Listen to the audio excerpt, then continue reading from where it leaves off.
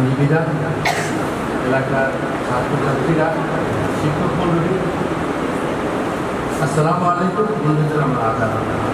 বেশি কথা বলার জন্য বলা হয়নি। সোনারঘাটে একটা ক্ষয়ক্ষতি ছিল, ক্ষয়ক্ষতিতে চুনের ব্যবসা হতো। সেই চুন আর ঘাট থেকে চুনারও ঘাট, যাই হোক, আমি বেশি কথা বলবো না। 360 জনের দেশ এটা সিলেট অভিগঞ্জে বছর আছে 35টা ওর মধ্যে সাহিত্য আছে। আমি এই কথাগুলো বললাম, কিছু জিনিস আপনার চোখে একটু নিয়ে যায় কি আছে না আছে। চা বাগান অভ্যস্ত চুনার ঘাট, বাগান অভ্যস্ত চুনার ঘাট। আমার ভাইস চেয়ারম্যান খায়রুল নাহার, সে ভাইস চেয়ারম্যান ছিল আমার সাথে, আমরা একসাথে কাজ করছি। ও সত্য বিষয়, আমার ভাইস চেয়ারম্যান পুরুষ ভাইস চেয়ারম্যান মারা যায়। যাই হোক, আমি আর বেশি কথা বলতে চাই না। মানুষের উপকারের জন্য আমরা চিন্তা করি। আমরা কিন্তু 17 বছর আমি ইউনিয়ন চেয়ারম্যান ছিলাম, আর গত 24-এ আমি উপজেলা চেয়ারম্যান করি। বিগত সরকার বাদ দিয়ে দেয়, উপজেলা চেয়ারম্যান পদটা বাদ দিয়ে দেয়। আমি ওই আপনারা যেটা বলতে সালিশতার কথা, নির্বাচনের কথা, এই ব্যাপারে আমরা সারাদিনই মানুষের কাছে স্বামী স্ত্রী পরিমাণে হয় না, ভাই বোনের ঝগড়া, সম্পত্তি নিয়ে ঝগড়া, এই সমস্ত কাজ প্রতি নিয়তি করতে হবে। কালকে রাত্রে আমার 11টার দিকে আমার বলে বেশি আসছে উপজেলা বিএনপির সেক্রেটারি, রাত্রি 12টা পর্যন্ত আমার থাকতে হয়েছে। বাগান থেকে আসছে ফরেস্টার, এসে সমস্যা মাথা কেটে আসছে। তো আমরা এটার একটা সালিশ করছি, বৃহস্পতিবার একটু শেষ করে দেব।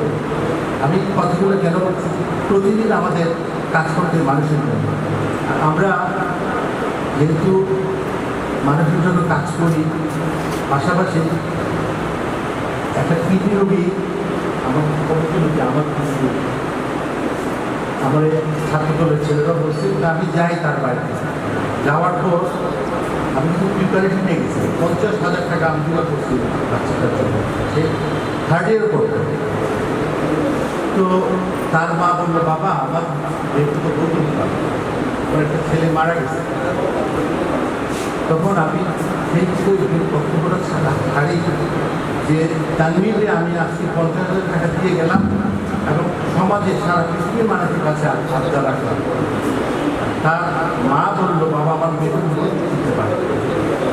তো আমি তানভীরকে বললাম, আমি তুমি আসো, আমি তোমার বোনের ওই টাকা দেবো, আমি 10,000 টাকা দেবো। মানুষের জন্য কাজ করতেছি।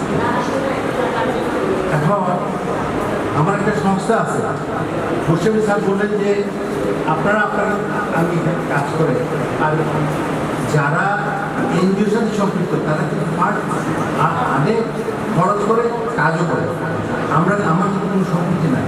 আমি এখন পর্যন্ত আমার 13টা প্রকল্প, মসজিদ, মাদ্রাসা, মক্তব, 9টা আমার পারিবারিক, সবচেয়ে প্রকল্পগুলো মানুষ 100 জন মানুষের কাছে চিন্তা করছি। আমরা এটা চিন্তা করব কীভাবে 100 জন মানুষ আমরা সমাজ, আমার চুনার কাছে আমি সিরাজের সহিত চাইব।